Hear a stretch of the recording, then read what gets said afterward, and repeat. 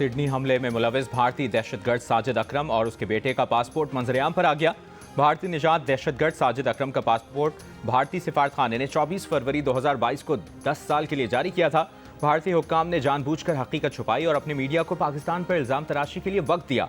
माहिरीन के मुताबिक सिडनी हमले में मुलविस दोनों दहशतगर्द भारत की खुफिया एजेंसी रॉ से मुंसलिक हो सकते हैं।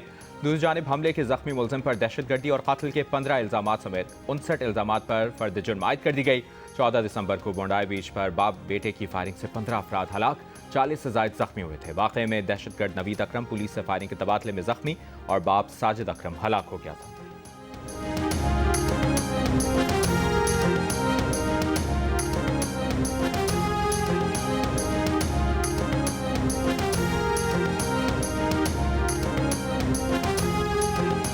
वफाकी वज़ीर इत्तलाआत अतातार का कहना है कि सिडनी वाक़े में मुलविस शख्स को सिडनी में भारतीय हाई कमीशन ने पासपोर्ट जारी किया था। भारत ने सिडनी वाक़े के फौरी बाद पाकिस्तान के खिलाफ झूठा बयानिया बनाया। पाकिस्तान को बदनाम करने की मज़मूम कोशिश की गई। पाकिस्तान के खिलाफ मीडिया पर मुनज़्ज़म मुहिम चलाई गई। बगैर शवाहिद और तस्दीक के पाकिस्तान मुखालिफ प्रोपेगेंडा किया गया। सिडनी वाक़े के बाद कुछ ममालिक के मीडिया ने गलत रिपोर्टिंग की। अब इस बात की तस्दीक हो गई है कि हमलावर का ताल्लुक भारत से है।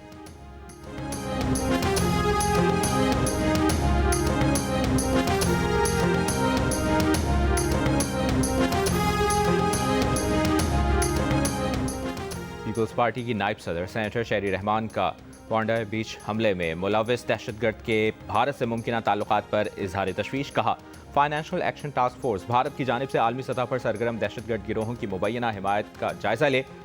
इस हमले को दहशत फैलाने के असल मकसद से हटाकर शनाख्ती सियासत का रंग दिया जा रहा है, जो गुमराह कुन है। वाक़े के बाद इस्लामोफोबिया समेत हर किस्म की नफरत गलत है। मासूम शहरियों पर हमला, चाहे बोंडाई बीच में हो या गजा में, हर सूरत नाकाबिल कबूल है।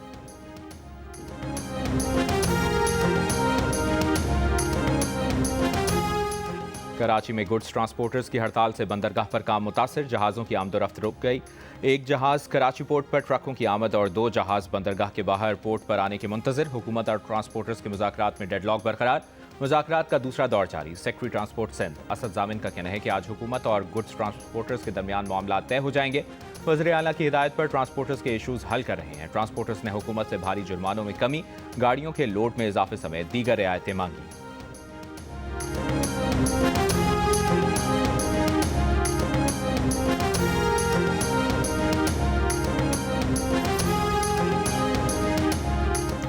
इस साल 24,000 पाकिस्तानियों को सऊदी अरब और 6,000 को यूएई में भीख मांगने पर डिपोर्ट किया।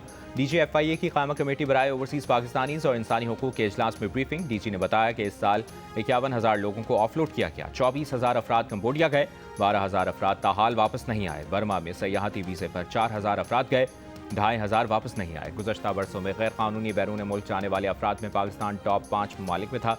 हमारी पॉलिसियों से पाकिस्तान उन टॉप 5 मुल्कों से निकल गया है।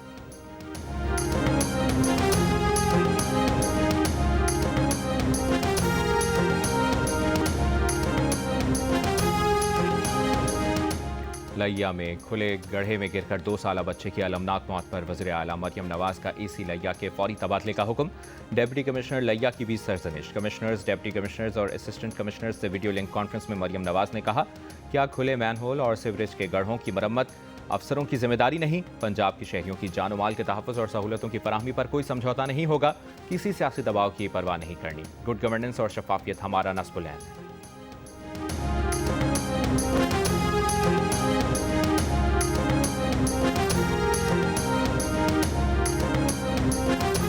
कराची के इलाके कुरंगी नंबर 3 में नाले में गिरकर जाँ बहक होने वाले बुजुर्ग शहरी की तदफीन कर दी गई। अहले इलाका का कहना है कि इलाके में नालों पर कोई हिफाजती दीवार नहीं। शिकायत के बावजूद नाले की हिफाजती दीवार का काम नहीं हुआ।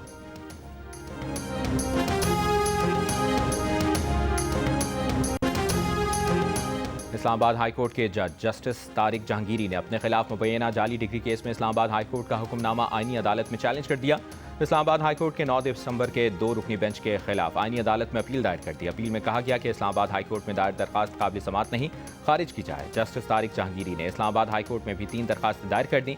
एक दरखास्त में चीफ जस्टिस सरफराज डोगर की बेंच से अलग होने और फुल कोर्ट तश्कील देने की इस्तदा की गई है। जस्टिस जहांगीरी ने दरखास्त में कहा कि फुल कोर्ट चीफ जस्टिस समेत दीगर ट्रांसफर जजेस को ना शामिल किया जाए। दीगर 2 दरखास्तों में जवाब जमा कराने के लिए वक्त देने और सिंध हाईकोर्ट में केस के फैसले तक समाअत मुलतवी करने की इस्तदा की गई है।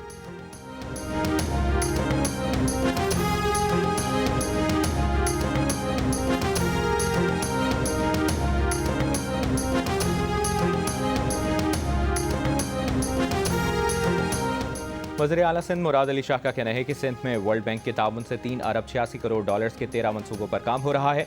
तकरीबन 2 अरब डॉलर्स इन मनसूबों पर खर्च कर चुके हैं। सूबे में वर्ल्ड बैंक के तरक्याती मनसूबों के जायजा इजलास में माली साल 2026 के लिए 700 मिलियन डॉलर्स जारी करने का फैसला। वज़ीर आला सिंध ने कहा कि वर्ल्ड बैंक के साथ पार्टनरशिप सिंध के बहाली एजेंडे में अहम हैसियत रखती है।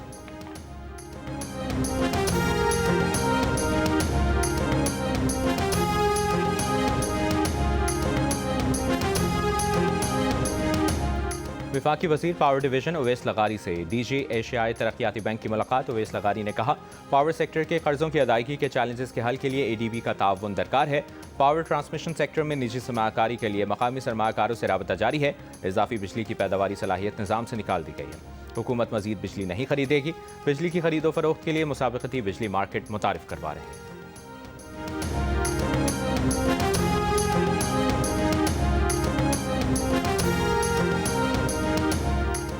महकमा ट्रांसपोर्ट सिंध का जाली फिटनेस सर्टिफिकेट से इस्तेमाल करने वाली गाड़ियों के रूट परमिट मंसूख करने का फैसला। सिंध के सीनियर वजीर शर्जील मेमन का कहना है कि ट्रांसपोर्टर्स एजेंट्स के जरिए जाली फिटनेस सर्टिफिकेट हासिल कर रहे थे। पीटीए सेक्रेटरी 3 दिन के अंदर कार्रवाई की रिपोर्ट पेश करें। आवाम की जानो माल से खेलने की किसी को इजाजत नहीं दी जाएगी।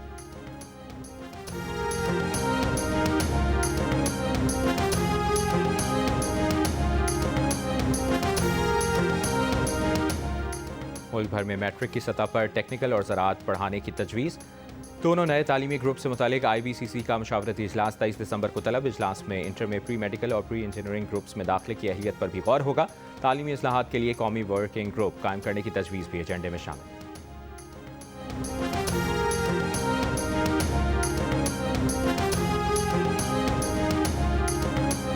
और BBL में शामिल पाकिस्तानी खिलाड़ी पूरा सीजन खेलेंगे। क्रिकेट ऑस्ट्रेलिया के CEO की बातचीत। कहा, हमें बताया गया है कि BBL में जिन खिलाड़ियों के मुआहदे हुए हैं वो पूरा सीजन खेलेंगे। दौरे श्रीलंका की वजह से पाकिस्तान टीम के खिलाड़ियों का BBL का पूरा सीजन ना खेलने का खदशा था। ज़राए PCB के मुताबिक जिस खिलाड़ी की जब भी कौमी ड्यूटी के लिए ज़रूरत होगी तलब किया जा सकता है।